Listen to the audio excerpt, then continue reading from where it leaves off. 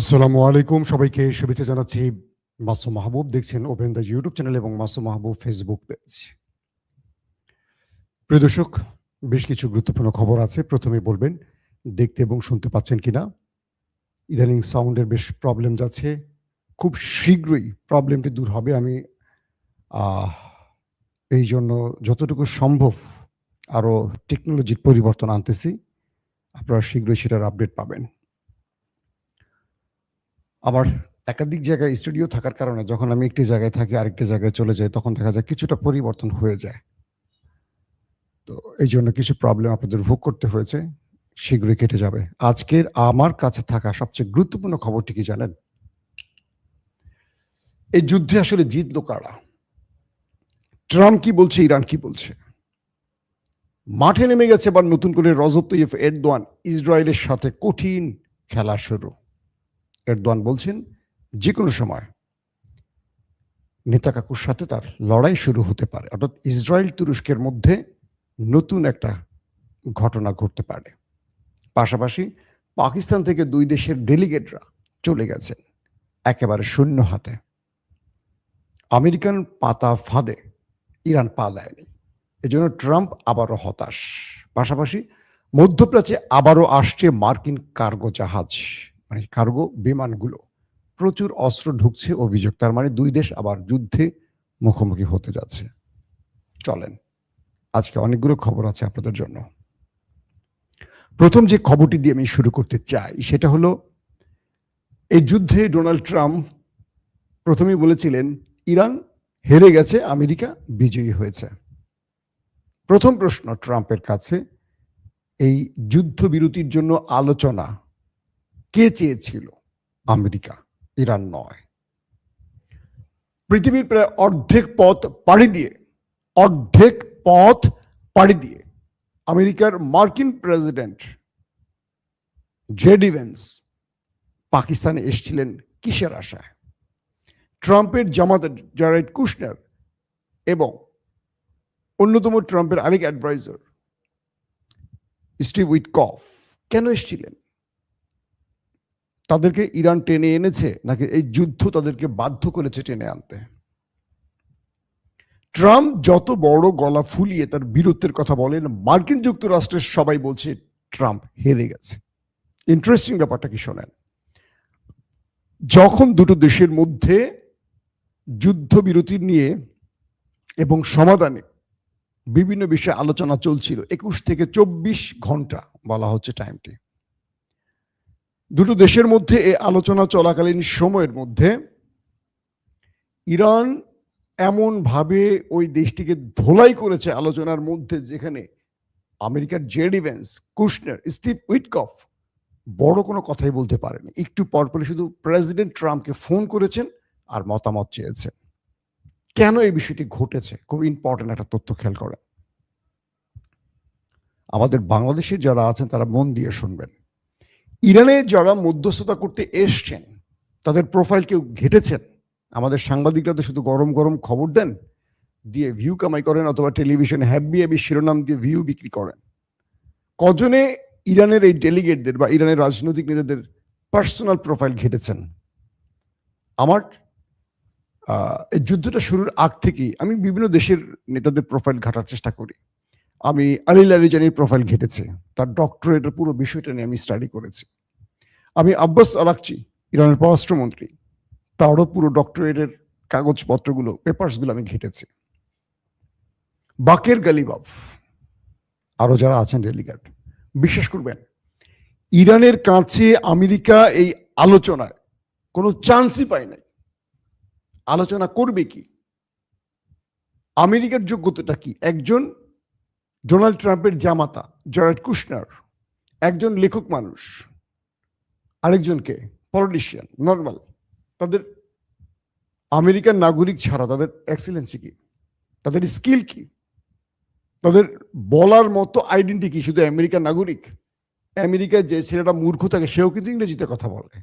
এটা মানে ভাববেন না যে সে অনেক বড় পিএইচডি ডক্টরেট করা। কিন্তু ইরানের যারা বসছেন ওই টেবিলে ম্যাক্সিমাম লোকজনই ডক্টরেট পিএইচডি করা। তার কোনো মানে বাংলাদেশের বিশ্ববিদ্যালয় করেনি, পাকিস্তানি করেনি। এক একজন আমেরিকাতে করা, একজন ইংল্যান্ডে করা, তাদের বিষয়বস্তু, তাদের যে পেপারস ঘেটে আমি দেখলাম মাথা নষ্ট হওয়ার মতো ব্যাপার। ইরান রাজনৈতিক জায়গায় কাদেরকে বসিয়েছে, দেশ পরিচালনা যাদের বসিয়েছে তাদের মেধার কাছে। যদি ইরানের রাজনৈতিক ক্যারিয়ারের একদম দুর্বল লোকটার কথা বলি, বাংলাদেশের সবচেয়ে মেধাবী লোকটা হচ্ছে তারা ভালো। কেন বুঝতে পারছেন যে বাংলাদেশ কেন রাজনৈতিকভাবে চামচামি করে বোঝেন? কত দেখি ক্যামব্রিজ থেকে অক্সফোর্ড থেকে নিয়ে আসে, এগুলোর আমি জানি না ভিতরে কি আছে। এরা রাজনৈতিক দল দাস ছাড়া, চাকরামি ছাড়া কিচ্ছু করে না। এরা সত্য মিথ্যা বোঝেই তো না, রাষ্ট্র কি জিনিস আর জনগণ কি জিনিস আর দল কি জিনিস এরা বাংলাদেশের বোঝেই না। এইচটি ইমাম, গহর রিজভী, এরা কিন্তু হাই প্রোফাইল লোক, কিন্তু ভেতরে কিচ্ছু নাই। শুধু হাসিনার আওয়ামী লীগকে কিভাবে বিজয়ী করতে হবে, ভারতের কাছে এজেন্ডা দিয়ে ভারতকে কিভাবে খুশি করে হাসিনাকে ক্ষমতায় রাখা যাবে, এর বাইরে তাদের কিচ্ছু না। কিন্তু দেখেন Iran, doctor Ali Larijani big প্রোফাইলের একজন ব্যক্তি শহীদ হয়ে গেছেন হাসতে হাসতে।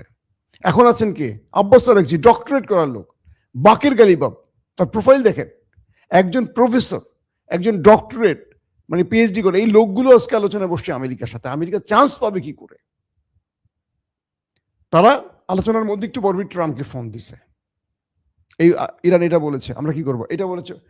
আসলে মূলত খেলাটা হয়েছে কি দেখেন, খেলাটা হয়েছে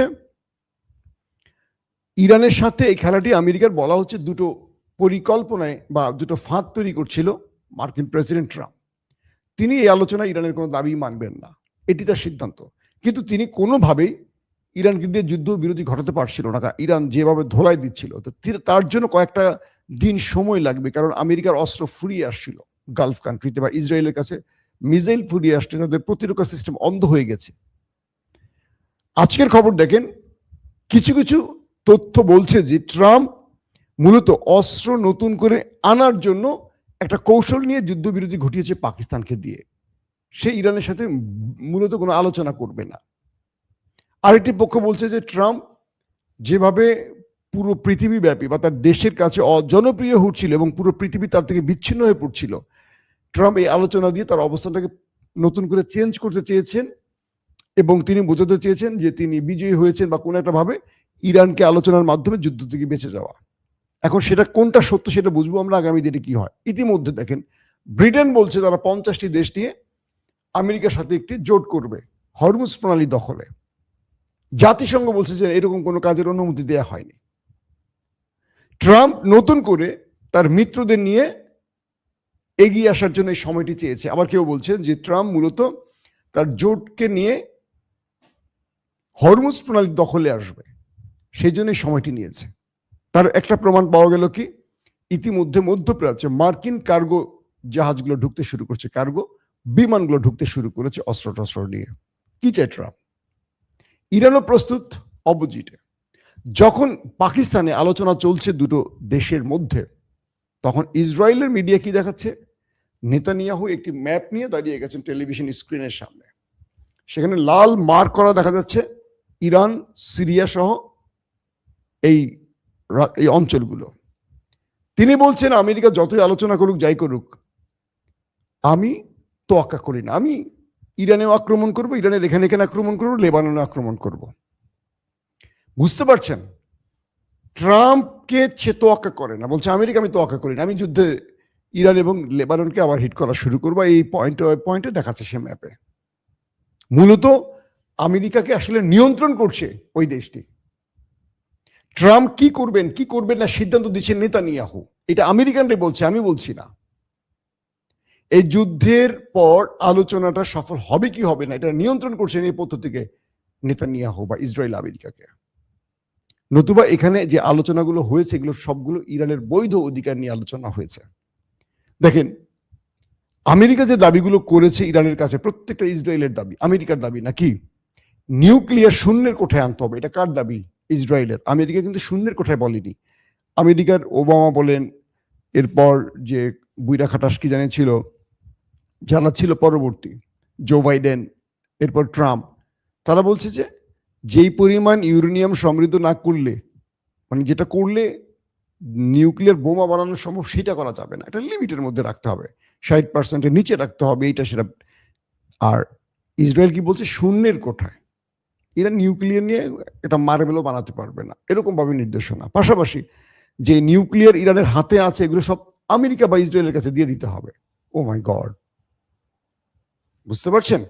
ইরানের যা নিউক্লিয়ার আছে বা ইউরেনিয়াম আছে, ইরান যেই 450 কেজি সংগ্রহ করেছে, এগুলো দিয়ে দিতে হবে কাকে? আমেরিকাকে। ইরান জীবনে এটা রাজি হবে? পৃথিবী উল্টে গেল, ইরান বলছে যে না। ইরান বলছে ওরা এই মিটিং এর নামে আসলে প্রতারণা করতে এসছে, এটা ইরান জানে। ইরান বলছে যে তারা আলোচনার নাম করে ভিন্ন পরিকল্পনা বাস্তবায়নের জন্য খেলছে। ইরান প্রস্তুত আছে, তোমরা যে খেলায় খেলতে চাও ইরান প্রস্তুত আছে। ইতিমধ্যে পাকিস্তানও হতাশ, কারণ আলোচনা ব্যর্থ হয়েছে। জেডি ভ্যান্স আমেরিকা চলে গেছে, ইরানের ডেলিগেট ইরানে চলে গেছে, কোনো রেজাল্ট আসে নাই। এরই মধ্যে তুরস্কের প্রেসিডেন্ট রজব তৈয়ব এরদোয়ান কি বললেন? যদি পাকিস্তানে এই আলোচনা না হতো তাহলে এই যুদ্ধে পাকিস্তান ওই দেশটির বিরুদ্ধে জড়িয়ে যেত। এরদোয়ান বলছেন লেবানন ইরান আমাদের ভাই। যেভাবে কারাবাখ লিবিয়া তুর্কি সেনারা ঢুকে পড়েছে, ওই দেশটির বিরুদ্ধে, নেতা কাকুর কথা বলছেন, ওই দেশটির বিরুদ্ধে ইরান এবং লেবাননের জন্য যে কোনো সময় মাঠে নেমে যাবে তুর্কি বাহিনী। কে বলছেন? এরদোয়ান। গরম হয়ে গেল নেতানিয়াহু, এখন চলছে হ্যাব্বি আকারের কথাবার্তা, যে কোনো সময় এই লড়াইতে জড়াতে পারে তুরস্ক। এই হুমকি এরদোয়ানের মুখ থেকে এসছে। পাকিস্তানের প্রতিরক্ষা মন্ত্রী এবং পররাষ্ট্রমন্ত্রী কঠিন ভাষায় টুইট করেছে দেশটির বিরুদ্ধে, আবার সেই টুইট মুছতে হয়েছে, আবারও করছে, আবারও মুছতে হয়েছে, আমেরিকার ঠাপানি খেয়ে। প্রশ্ন হলো তুরস্ক কি আওয়াজ দিচ্ছে নাকি এই যুদ্ধে জড়াবে? এখন হিসেবটা চলে গেছে অন্যদিকে, খুব মন দিয়ে শুনবেন। যদি আমেরিকা তার মিত্রদের নিয়ে হরমুজ রক্ষায় আবার নামে, এই যুদ্ধ তৃতীয় বিশ্বযুদ্ধের দিকে যাবে, যেটা আর যুদ্ধবিরতি দিয়ে সমাধান হবে না। কারণ এই লড়াইতে তুরস্ক আসবে, এই লড়াইতে চীন রাশিয়া নেমে যাবে, এই লড়াইতে উত্তর কোরিয়া নামবে। কারণ চীনের পররাষ্ট্রমন্ত্রী জরুরি ভিত্তিতে উত্তর কোরিয়া সফর করেছেন কিম জং উনের সাথে, গত একদিন দুদিন আগে আমি আপনাদের লাইভে বলেছি। অর্থাৎ চীন তো প্রতিটি বক্তব্যের ব্যাখ্যা জানে। এই লড়াইতে শুধু ইরান লড়াই করেনি, ইরানকে সর্বোচ্চ সহযোগিতা করেছে চীন এবং রাশিয়া। আপনারা জানেন, হয়তো সৈন্য পাঠায় নাই, হয়তো দেখা প্রকাশ্যে বোমা পাঠায়নি। যেমন আমেরিকা বলছে ইরানকে কাঁধে রেখে এন্টি কি বলে বিমান, মানে বিমান ক্রাশ করার জন্য যেই ক্ষেপণাস্ত্র টাইপের, বলছেন না, যে এরকম করে কাঁধে ধরে ধরে যে বিমান যায়, বিমানকে টার্গেট করে লক করে মারা যায়, এই মিসাইলগুলো দিয়েছে চীন। চীনের বিরুদ্ধে আমেরিকা আজকে অভিযোগ করেছে যে ইরানের কাছে প্রচুর পরিমাণে হাতে বহনকারী মিসাইলগুলো বা রকেট টাইপের যে অস্ত্রগুলো আছে এগুলো চীন দিয়েছে। চীন সরাসরি নাকচ করেছে। ধরেন চীন আর রাশিয়া যে কার্গো জাহাজগুলো পাঠিয়েছে ত্রাণের নাম করে, এগুলোর ভিতরে কি আছে আপনি আমি সবাই জানি, আমেরিকাও জানে। এখন আমেরিকা কোন ভাষায় ওদের সমালোচনা করবে, যেখানে আমেরিকা নিজেই প্রকাশ্যে ইসরায়েলকে সহযোগিতা করছে? সে চীনকে কি করবে? সে চীনকে বলছে, হুমকি দিছে যে চীনকে আমরা দেখে নিব, তাদের উপর ট্যারিফ বাড়িয়ে দিব 50%, বুঝছেননি? আমেরিকা চীন এবং রাশিয়াকে থ্রেট দিছে। ইরান বলছে যে আমরা জানি এটা, মানে আমেরিকা বা ট্রাম্প সত্য বলে না, সত্য কাজ করে না, আমরা আমাদের পুরো প্ল্যান ধরে নিয়ে আমরা আগাচ্ছি। হরমুজ ইরানের কন্ট্রোলেই থাকবে, যদি কারো বাপের বেটা পারে আসে নিতে আসো। এখন আমেরিকা নতুন করে আবার অস্ত্র আনছে, আবার নেতানিয়াহু নতুন করে হুমকি দিচ্ছে। পাশাপাশি আজকেও নেতানিয়াহু আবারও লেবাননে ব্যাপক অ্যাটাক করেছে, অনেক মানুষ প্রাণ হারিয়েছে। এবং নতুন করে এই মাঠে এরদোয়ান নেমে যাওয়ায় যুদ্ধের পরিস্থিতি কোন দিকে যাবে? একদিকে তুরস্ক ন্যাটোর দেশ, আবার একদিকে তুরস্ক মুসলিমদের অন্যতম বন্ধু রাষ্ট্র। যে কোনো মুসলিমদের বিপদে তুরস্ক রাষ্ট্রটি বা এরদোয়ানের দেশটি এগিয়ে আসে। কিন্তু তুরস্ক অনেক রকম চাপে থাকে ঘরে এবং বাইরে। আপনারা জানেন একটি সেকুলার দেশ, রাষ্ট্র ক্ষমতায় এরদোয়ান থাকলেও এই দেশটিকে নিয়ে খেলে। ভেতরে ইসরায়েল আছে, সেকুলার CHP TSP আছে, বহুত ওই মাথামোটা আর কি বামরা আছে, অনেক কিছু সম্ভব। কিন্তু এরদোয়ানের সাথে নেতানিয়াহুর বিরোধ কিন্তু অনেক দিন ধরে। এই দুটো দেশের মধ্যে দুতেলিও বন্ধ ছিল, মানে একদম কি বলবো, অ্যাম্বাসিও বন্ধ ছিল। অনেক ফাইট লড়াই গেছে গাজাকে হেল্প করা নিয়ে।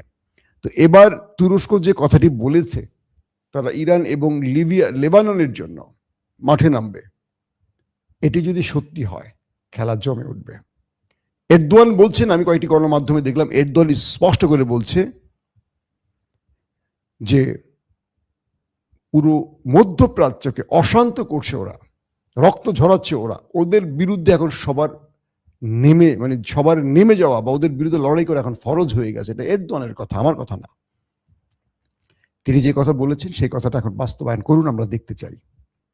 কারণ আসছে সময়তে যদি ইরানের বিরুদ্ধে ইউরোপীয় এবং আমেরিকারা জোট করে নামে, সেই ক্ষেত্রে ইরানের জোটটাকেও শক্তিশালী হতে হবে। তবে চীন, রাশিয়া, ইরান সঙ্গে যদি তুরস্ক থাকে খেলা, আর যদি উত্তর কোরিয়া থাকে, এই খেলা খুব কঠিন হয়ে পড়বে। ওই ইউরোপের 50টি, 60টি বা 70টি, 100টি বন্ধু বলেই আসলে হবে না। এরা ম্যাক্সিমাম এলো আকাটা, মানে ভয় আগে অর্ধেক শুয়ে পড়বে। এক ইরান যেভাবে দুটো দেশকে শুইয়ে দিয়েছে, সঙ্গে গালফ কান্ট্রিকে, তার মানে ইরানকে হালকা করে নেওয়ার কোনো সুযোগ নেই। সো আমরা আশা করি এই যুদ্ধটা আর না আগাক, ট্রাম্পের শুভবুদ্ধির উদয় হোক, তিনি যে প্রতারণামূলক কাজগুলো করছেন এটা বন্ধ করুক। কারণ পৃথিবী এমনি সংকটে আছে, পুরো পৃথিবীর জ্বালানি সংকট তৈরি হয়েছে, মানুষের মধ্যে কি হতাশা। আমি আমার কথা কি বলবো, 6 দিন পাম্পে দৌড়ে আজকে মাত্র 20 লিটার তেল পেলাম। তো পাম্পের মালিক বিএনপি করেন, আমার সাথে সম্পর্ক ভালো, তাকে ফোন করে পার্সোনাল রিলেশন দিয়ে। আরেকদিন গ্যাস পেয়েছি ডিসি অফিসের মানে সুপারিশ দিয়ে। বুঝতে পারছেন বাকি লোকদের অবস্থা কি? আমি কোনো লং জার্নি করতে পারতেছি না, আমার অনেক জরুরি কাজ আটকে আছে। আপনাদের জন্য কিছু আধুনিক ডিভাইস কিনবো, সাউন্ড সিস্টেমের প্রবলেমের জন্য এক জায়গা থেকে এক জায়গায় মুভ করতে পারছি না। কোথায় গিয়ে আমি আটকে পড়বো আল্লাহ ভালো জানে। এই দেশের পরিস্থিতি বোঝেন, যদি আমাদের এই অবস্থা, একদম অতি সাধারণ মানুষের কি অবস্থা হয়। কঠিন একটা অবস্থা বাংলাদেশের। যুদ্ধটা শুরু হলে ভয়াবহ দিকে যাবে বাংলাদেশ, পুরো পৃথিবী লকডাউনে চলে যাবে, এরকম হুমকি আসতেছে। এখন ট্রাম্প কি করবে? তিনি কি ইসরায়েলকে খুশি করতে আবারও যুদ্ধে জড়াবে, নাকি তিনি ইরানের দাবি মেনে নিয়ে পৃথিবীকে শান্তির পথে টেনে নেবে? সেটা দেখার অপেক্ষা রইলাম আমরা।